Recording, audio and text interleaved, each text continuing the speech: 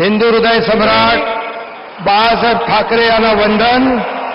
गुरुवर्य धर्मवीर आनंद दिघे साहेबांचं स्मरण आणि देशाचे कर्तबगार आणि लोकप्रिय प्रधानमंत्री नरेंद्र मोदीजी व देशाचे कणखर गृहमंत्री अमितभाई शाह यांच्या भक्कम पाठिंब्याने, आशीर्वादाने, तसेच राज्यातील 13 कोटी जनतेच्या आशीर्वादाने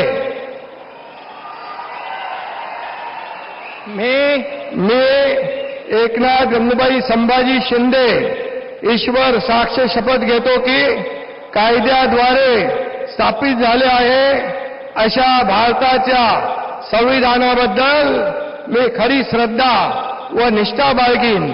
मी भारताची सार्वभौमता व एकात्मता उन्नत राखीन.